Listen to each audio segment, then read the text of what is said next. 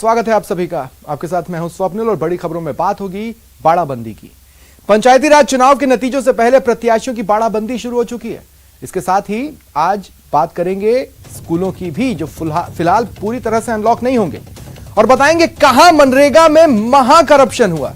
और एक ऐसे कॉलेज की भी बात होगी जहां परीक्षा मजाक बन गई है। इन सब खबरों पर विस्तार से चर्चा देखते रहिए न्यूज 18 राजस्थान। शुरुआत करते हैं बाड़ाबंदी की। मौसम आ चुका है बाड़ाबंदी का। 3 चरणों के पंचायत चुनाव संपन्न हो गए। अब उम्मीदवार बाड़े में है। क्या बीजेपी, क्या कांग्रेस, सबको अपना बोर्ड चाहिए और वो बोर्ड के लिए कुछ भी करने को तैयार है।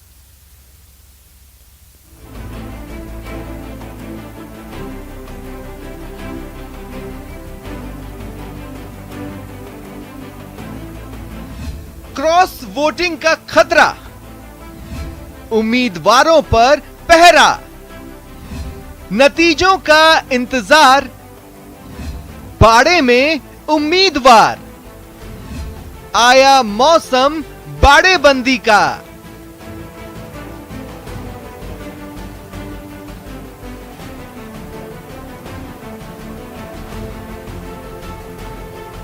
चार सितंबर गांव की सरकार के नतीजों का दिन।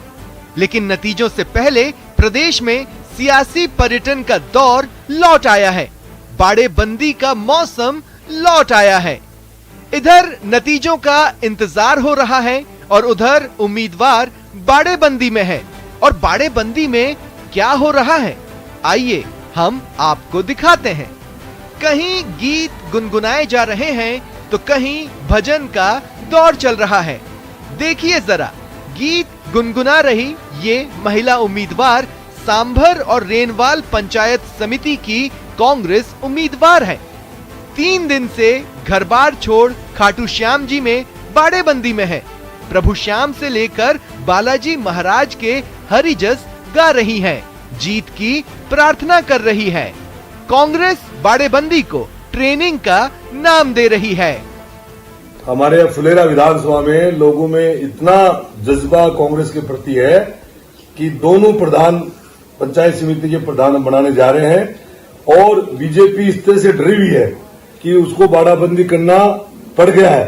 हम लोगों ने अपने यहाँ बुलाया लोगों को ये समझाने के लिए कि वोटिंग कैसे करनी है, हमको क्या प्रक्रिया अपनानी है।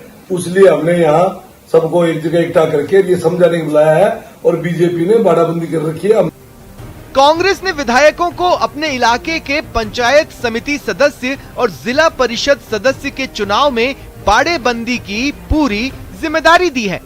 प्रत्याशियों को जयपुर, जोधपुर, दौसा, सवाई माधोपुर, भरतपुर और सिरोही जिलों के उम्मीदवारों को अलग अलग रिसोर्ट और होटलों में रखा है। बीजेपी ने भी विधायकों के साथ चुनाव मैनेजमेंट के लिए पूरी टीम लगाई है। इसके बावजूद कांग्रेस और बीजेपी को क्रॉस वोटिंग का डर सता रहा है। भारतीय जनता पार्टी जिस प्रकार पहले चरण में 21 में से हम 14 स्थानों पर जीते थे, कांग्रेस 5 में सिमट गई थी, उसी तरह कांग्रेस फिर हाशिए में जाएगी। ये सामने नजर आ जाएगा। ग्रामीण क्षेत्रों की ग्रामीण सरकार बनाने में कांग्रेस इस बार कामयाब नहीं होगी। चुनौती है हमारे पास जयपुर जिले में, क्योंकि जब से 95 से ये सीधा पंचायत राज के चुनाव होने लगे हैं।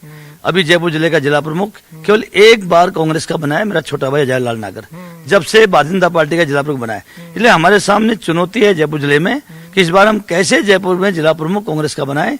पंचायत समितियों में तो कोई चुनौती है ही नहीं। बहरहाल जो जीतेंगे वो जिला प्रमुख और प्रधान के चुनाव होने तक बाड़े में ही रहेंगे, और जो हार गए उन्हें बाड़े से बाहर का रास्ता दिखा दिया जाएगा। सियासत है ही अजीब, जीतते रहिए तभी मुकाबले में बने रहेंगे, हार गए तो फिर कोई पूछने वाला भी नहीं होगा। जयपुर से न्यूज 18 के लिए बाबूलाल धायल की रिपोर्ट।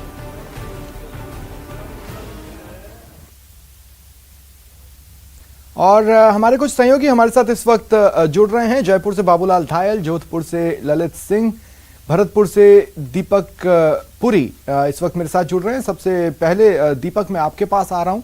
शुरुआत से अब तक पहले चरण के पहले से ही भरतपुर में जिस तरह से सियासत शुरू हुई थी और जिस तरह की चीजें भरतपुर ने इन पंचायती राज चुनावों में देखी है, उसके लिहाज से बाड़ाबंदी का एपिसोड भी बड़ा जोरदार दिख रहा होगा वहां पर।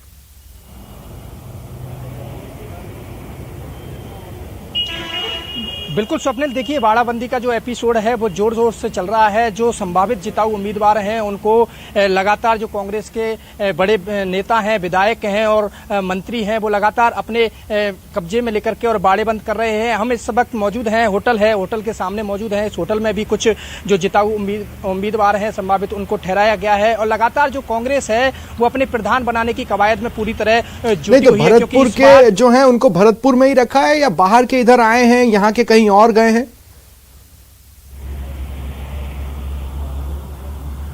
बिल्कुल, देखिए यहाँ पर रखा है। शुरुआती तौर में सबको एक एक करके यहाँ लाया गया और यहाँ से अब जो है अन्य जो स्लीपर बस हैं उनके द्वारा यहाँ से ले जाने की जो तैयारी है वो पूरी की जा रही है। अन्य वाहनों से जो है जयपुर, दिल्ली की तरफ उनको भेजा जा रहा है। फिलहाल जो पूरे दिन की कैंपेनिंग थी वो यही 4-5 होटल थे उनमें की गई थी। अभी मैं आपको तस्वीरें दिखा सकता हूँ किस तरह से। देखिए होटल के बाहर है, गाड़ियों का जमावड़ा लगा हुआ है। लगातार एक गाड़ी आ रही है, दूसरी गाड़ी जा रही है और लगातार जो प्रत्याशी हैं वो उनको लाया जा रहा है और जो संभावित जो प्रधान की दावेदारी जता रहे हैं उनके द्वारा उनकी कैंपेनिंग की जा रही है। बड़े बड़े नेता इसमें साथ हैं, राज्य मंत्री हैं, वो भी लगे हुए लगातार सभी लोगों को जो है अपने कैबिनेट में लेकर के और प्रधान जोधपुर का रुख करेंगे। सहयोगी ललित भी हमारे साथ हैं। ललित, देखिए मैंने पहले ही कहा कि जो जोधपुर है वहां के नतीजों के मायने ही अलग रहने वाले हैं प्रदेश की सियासत के लिए। ऐसे में बेचैनी तो वहां भी सबसे ज्यादा ही होगी।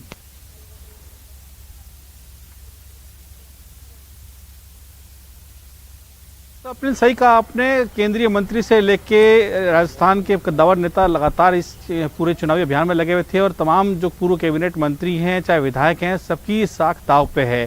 पूर्व कैबिनेट मंत्री की पत्नी लीला बदेरिना जो है वो जिला प्रमुख की दौड़ में है, साथ ही जो पूर्व सांसद बद्रीराम जाखड़ है उनकी बेटी जिला प्रमुख की दौड़ में है। तो वहीं भाजपा की ओर से जो पूर्व जिला प्रमुख रह चुकी हैं अमिता चौधरी वो मैदान में हैं। तो ऐसे में तमाम जो तीनों पार्टियां हैं, चाहे वो कांग्रेस, भाजपा और आरएलपी ने इस बार दोनों ही बड़ी पार्टियों के नाक में दम कर रखा है। तमाम जगह जो है उन्होंने कई 18 जो वार्ड हैं उन्होंने कड़ी चुनौती दी है और ऐसे में ये तय नहीं हो पा रहा है कि आखिर इस बार जिला प्रमुख किसका बनेगा। लेकिन तीनों ही पार्टियों ने पूरा दम लगाया है। लेकिन जहां तक बाड़ाबंदी की बात है, भारतीय जनता पार्टी चाहे लोकसभा चुनाव हो, चाहे विधानसभा का चुनाव हो, चाहे नगर निगम चुनाव हो, तमाम जगह बाड़ाबंदी जो नागौर के खिंवसर है वहां पे की जाता है। खिंवसर फोर्ट जो है वहां पे तमाम जो प्रत्याशी उनको रखा गया है। कांग्रेस ने अलग अलग जगह पे जो है अपने अपने प्रत्याशियों को रखा है। तो बाड़ाबंदी दोनों की ओर से हो चुकी है। लेकिन अब चूंकि 4 तारीख को चुनावी नतीजे सामने आएंगे तो चुनाव नतीजे के सामने तय होगा कि आखिर किसकी सरकार बनेगी। बड़ा दिलचस्प मुकाबला है। हालांकि कांग्रेस का खाता खुल चुका है। एक जो वार्ड नंबर 7 है वहां से नेहा चौधरी निरोध चुनाव जीत चुकी है और ऐसे में 36 जो वार्ड हैं वहां पे चुनाव हुए हैं। तो ऐसे में जिसका बहुमत होगा उसका जिला प्रमुख बनेगा। लेकिन तमाम जो पार्टियां हैं उन्होंने पूरी ताकत जोड़ रखी है। बाबूलाल, मैं आपके पास आ रहा हूं। देखिए बाबूलाल, बोर्ड बनाने की मजबूरी और ऐसे में सियासी दलों के लिए बाड़ाबंदी जरूरी, बस अंतर सिर्फ इतना होता है कि विधायक होते हैं तो महंगा होटल और जैसे जैसे चुनाव निचले स्तर के होते हैं उस हिसाब से होटल का ग्रेडिंग भी नीचे चला जाता है।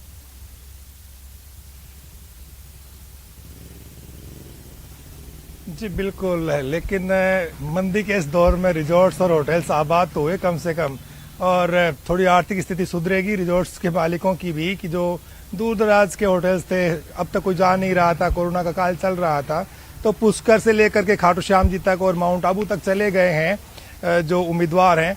लेकिन कुल मिलाकर देखा जाए तो ये जो गिरावट आई है, जो सियासत में नैतिक पतन हुआ है, पहले ऊपर के बारे में सुनते थे लेकिन अब निचले स्तर पर पंच, प्रधान और प्रमुख के चुनाव में भी ये जो बीमारी आ गई है ये आने वाले दिनों में और ज्यादा विकराल रूप धारण करेगी। तो सीधे, सच्चे और ईमानदार जनप्रतिनिधि चुनकर नहीं आएंगे, ये लोकतंत्र के लिए कोई अच्छी बात नहीं है। आप लोकतंत्र को कमजोर कर रहे हैं। सियासी पार्टियां जिस तरह का माहौल खड़ा कर रही हैं, बिना बाड़ेबंदी के इनको भरोसा ही नहीं है अपने उम्मीदवारों पर, इनको लगता है कि दूसरा इनको उठा करके ले जाएगा। तो एक दूसरे के प्रति जो विश्वास की कमी आई है राजनीतिक दलों में और अपने आप को राजनीति में बनाए रखने के लिए जब आप इस हद तक चले जाते हैं कि किसी भी तरह से साम दाम दंड भेद आप ही का प्रमुख होना चाहिए, आप ही का प्रधान होना चाहिए और आपके ही पंच सरपंच होने चाहिए, तो फिर यकीन मानिएगा कि आने वाले दिनों में देश की सियासत जो है वो और ज्यादा गिरेगी और उसमें नैतिकता का और ज्यादा पतन होगा। पंच को परमेश्वर कहा जाता है अपने यहाँ पर, आपने बहुत कहानियां किससे सुने होंगे स्वप्निल, लेकिन अब पंच परमेश्वर नहीं रहा, उसको भी जो है कहीं ना कहीं पैसा इन्वॉल्व जब हो गया है सियासत में, तो फिर बहुत ज्यादा ये डाउनग्रेड हो गया है। पॉलिटिक्स जो सेवा के लिए करी जाती थी अब वो मेवा के लिए की जाने लगी है, और ग्रामीण जनता अब बड़ी बड़ी गाड़ियां देखती है तो प्रभावित होती है। उनको लगता है कि साधन संपन्न लोगों को चुना जाना चाहिए। शायद इसका प्रभाव पड़ रहा है और इसका नुकसान उन अच्छे लोगों को हो रहा है जो सियासत में आपने सही कहा। पंच देखिए परमेश्वर की कहानियां सुनी है, लेकिन पंच अब पार्टीश्वर नजर आ रहे हैं। ये इस तरीके से तो समझा जा सकता है, दलेश्वर कह लीजिए, पार्टीश्वर कह लीजिए, ज्यादा उसी का रूप आजकल नजर आ रहा है। प्रतीक, मैं आपके पास आ रहा हूं, सिरोही से मेरे सहयोगी जुड़ रहे हैं। प्रतीक देखिए, वैसे तो दिन अच्छे हो तो सिरोही में ही आसपास जाकर घूमा जा सकता है, कुछ नहीं तो माउंट आबू की रोड पकड़ लें, लेकिन अगर लोगों को बचाना हो तो फिर थोड़ा दूर देखना होगा। कहां कहां है बाड़ाबंदी? जी स्वप्निल, बिल्कुल बताना चाहूंगा, यहाँ पर देखा जाए तो लोग घूमने के लिए गुजरात का सहारा लिया है, जहां पर गुजरात में द्वारका के दर्शन करते हुए नजर आ रहे हैं। लेकिन वहीं अगर कांग्रेस की बात की जाए तो कांग्रेस के जो अभी प्रत्याशी है हरीश चौधरी, उनकी ये होटल बताऊंगा यहाँ पर, और यहाँ पर कांग्रेस के सारे प्रत्याशियों को के साथ में बाड़ाबंदी की गई है। यहाँ पर टोटल 16 प्रत्याशियों को रखा गया है इस होटल के अंदर, और यहाँ पर एक जोगाराम करके प्रत्याशी थे पार्टी के, उनसे हमारी बात हुई है कि 16 में से 3 प्रत्याशी थे वो अभी बाहर गए हुए एग्जाम देने के लिए, और जो 13 प्रत्याशी जो है अभी इस होटल में मौजूद है, उनको कैमरे में और तीसरी आंख में आला अधिकारियों ने नजर बंद करके रखा है। मीडिया से रूबरू होने नहीं दिया जा रहा है, जिससे कहीं ना कहीं देखा जाए तो पार्टी पर इनकी पूरी तरह से फोकस है। लेकिन पार्टी की एक बात निकल के सामने आ रही है कि यहाँ पर सिरोही में 3 गुट है, संयम लोढ़ा गुट है, नीरज डांगे का गुट है, और वहीं अगर देखा जाए तो जीवनराम का गुट है। वहीं देखा जाए तो संयम लोढ़ा के गुट की जो बात की जाए तो उनको यहाँ पर माउंट आबू के आबू रोड तलेटी पर स्थित एक निजी होटल है जो हरीश चौधरी की होटल है, जो पूर्व अभी प्रत्याशी भी है यहाँ पर जिला प्रमुख के। प्रतीक, जब आप कह रहे हैं आला अधिकारी नजर रख रहे हैं, इसके क्या मायने हैं, इसको थोड़ा सा एक्सप्लेन करेंगे? जी बिल्कुल, यहाँ पर देखा जाए तो कहीं यानी कि जो प्रशासनिक अमले थे वो भी यहाँ पर आज सुबह यानी कि नजर आए हुए हैं, लेकिन वही कहीं ना कहीं देखा जाए तो अभी नेताओं का हुजूम भी अब यहाँ पर आना जाना है कांग्रेसी। लेकिन अभी मीडिया के सामने शुक्रिया आप चारों का मेरे साथ जुड़ने के लिए और इस बातचीत के लिए।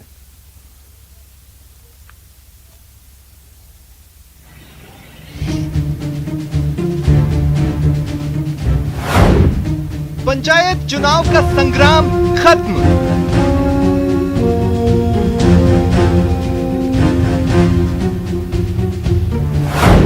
अब रण के रिजल्ट का इंतजार।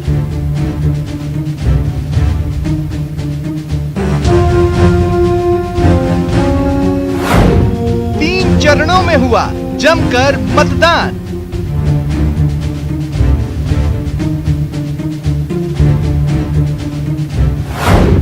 गांव में किस दल का रहा दबदबा?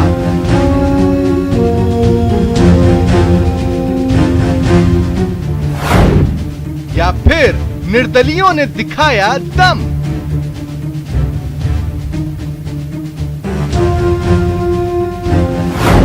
चार सितंबर को खुलेगा पंचायत का पिटारा। पंचायती राज चुनाव में इस बार जमकर वोट बरसे हैं, लेकिन ये वोट किस प्रत्याशी और किस दल के खाते में गिरे, इस पर गुणागणित जारी है। गांव में सरकार बनाने का सबसे ज्यादा दबाव सत्ताधारी कांग्रेस पर है।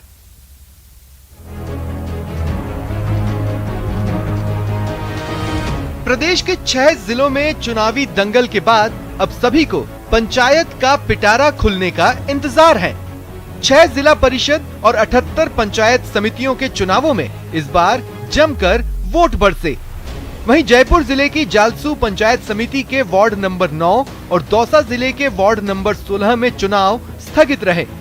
पंचायत चुनाव के पहले चरण में 62.36%, दूसरे चरण में 65.88% और आखिरी चरण में 64.96% तक मतदान हुआ।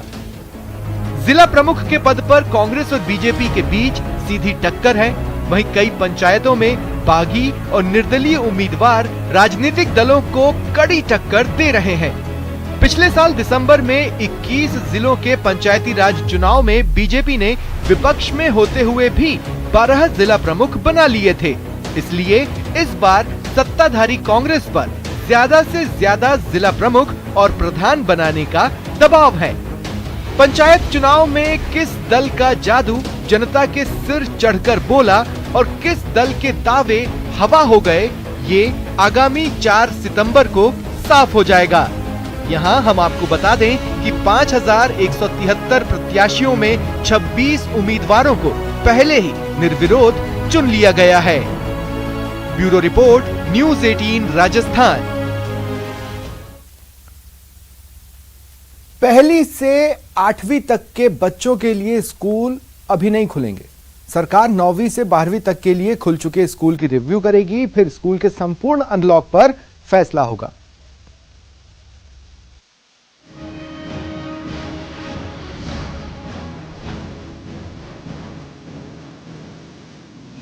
स्कूल संपूर्ण अनलॉक अभी दूर। पहली से 8वीं तक की क्लास अभी नहीं। ग्राउंड रिपोर्ट डन, रिव्यू के बाद होगा फैसला। स्कूल अभी आधा अनलॉक।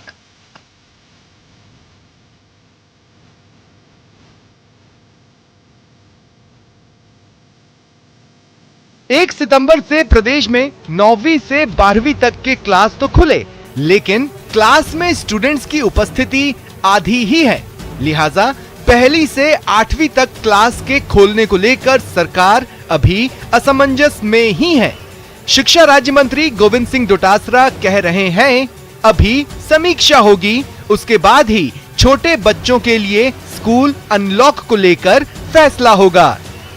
इसको एग्जामिन कर रहे हैं। जब बड़े बच्चे 50% आ रहे हैं तो इसको देखना पड़ेगा कि क्या वजह है, क्यों नहीं है। 2, 5, 7 दिन में इसका रिजल्ट आता है, फिर कोरोना का भी हम लोग समीक्षा करेंगे और फिर जा करके हम लोग सब मुख्यमंत्री जी से चर्चा करके इसमें अंतिम निर्णय लेंगे। लेकिन अभी जो देखने में मिल रहा है कि अभी बच्चे बड़ी क्लासेज में भी 50% ही आ रहे हैं। दरअसल खुद शिक्षा राज्य मंत्री गोविंद सिंह डोटासरा ने सीकर में कई स्कूलों का औचक निरीक्षण किया। इस दौरान स्कूलों की व्यवस्था देख खुश भी हुए, लेकिन 9वीं से 12वीं के क्लास में आधे से भी कम स्टूडेंट्स की उपस्थिति से चिंतित भी दिखे। आज हमने 3 स्कूलों का निरीक्षण किया है। तीनों में ये पाया है कि 9 से 12 में जितने बच्चे पंजीकृत हैं उनमें से 50% बच्चे अब तक आ रहे हैं। तो 50% बच्चे ही क्यों आ रहे हैं, तो दबाव तो नहीं डाल सकते हम हमारी जो SOP है उसमें, लेकिन टीचर्स को ये कहा गया है कि आप अभिभावक से बात कीजिए, क्या वो ऑनलाइन पढ़ना चाह रहे हैं या आना चाह रहे हैं या बरसात की वजह से नहीं आ पाए हैं, क्या स्थिति है। तीसरी लहर की आशंका के बीच इस बार गहलोत सरकार पहले से ही सचेत है।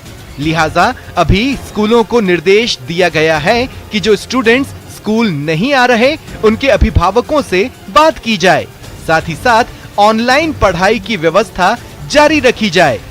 साथ ही सरकार ने इस बार सिलेबस में 30% कटौती का भी ऐलान किया है।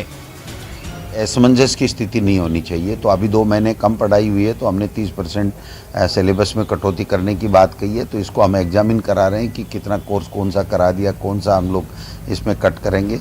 दूसरा जो बाकी और चीज़ें भी जो आती हैं सामने समस्याएं, अभी ये आया कि 10वीं और 12वीं में हमें प्रमोट करना पड़ा, हमने पीछे का रिकॉर्ड देखना पड़ा, पीछे की क्लासेज के उनके मार्क्स देखने पड़े। तो हमने ये तय किया है कि विभाग ने कि हम एग्ज़ाम्स लेते रहेंगे, इनके टेस्ट लेते रहेंगे, जिससे अगर ऐसी परिस्थितियाँ ईश्वर ना करे लेकिन अगर पैदा हो जाती है तो हम उन बच्चों का सही मायने में एनालिसिस कर सकें और उनको जो वो मेहनत करता है उसके मुताबिक उसको अंक मिल सके। कोरोना को लेकर अभी भी अभिभावकों के मन में चिंता है। सरकार कोशिश कर रही है कि कोरोना की स्थिति और अभिभावकों से बात करने के बाद ही छोटे बच्चों के लिए स्कूल को अनलॉक किया जाए। सीकर से न्यूज़ 18 के लिए संदीप कुमार की रिपोर्ट। और वक्त चला एक छोटे से ब्रेक का। ब्रेक के बाद बताएंगे कहां रोजगार के नाम पर हो रहा भ्रष्टाचार।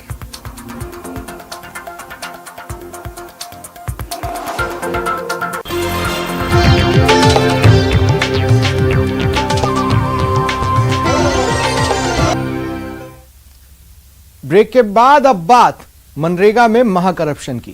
कागजों पर विकास की गंगा बह रही है, लेकिन असलियत हैरान कर रही है। मामला डूंगरपुर का है, जहां से एक बार फिर मनरेगा में भ्रष्टाचार की परेशान करने वाली खबर आई है। रोजगार के नाम पर भ्रष्टाचार, बिना काम के लाखों पार, कब तक चलेगा जांच का खेल?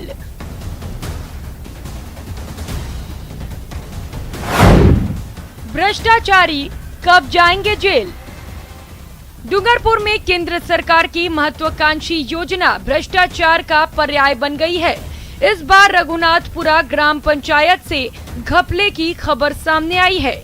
यहाँ पंचायत के सरपंच और ग्राम विकास अधिकारी ने बिना काम कराए ही 80 लाख से अधिक का भुगतान उठा लिया।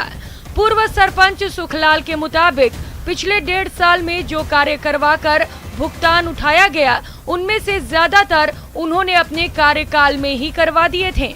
वर्तमान जो सरपंच और सचिवों ने है न उन्हीं कामों की जो स्वीकृति जारी करा दी, जो है न मेरे द्वारा जो कराए गए थे उन्हीं कामों की स्वीकृति जारी करके है न उस पर है न जो फर्जी तरीके से जो है न भुगतान उठा लिया।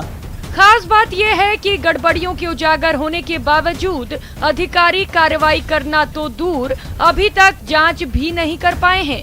मुद्दा उठते ही अधिकारी अपना दामन बचाने के लिए जांच कमेटी बना देते हैं, लेकिन कमेटी की कारगुजारी की सुध लेना भूल जाते हैं। कार्रवाई के बारे में पूछिए तो जांच का जुमला उछालने लगते हैं। शिकायत आई थी, उसकी जांच के लिए मैंने टीम गठित कर दी है, जांच कर रही है अभी टीम। कुछ अपने तालाब के थे, कुछ चेक डैम के थे, ऐसे अपने काम थे, उनके लिए मैंने जांच कमेटी बना के जांच कमेटी गठित कर दी और जांच चल रही है। वैसे डूंगरपुर जिले में मनरेगा में भ्रष्टाचार का ये पहला मामला नहीं है।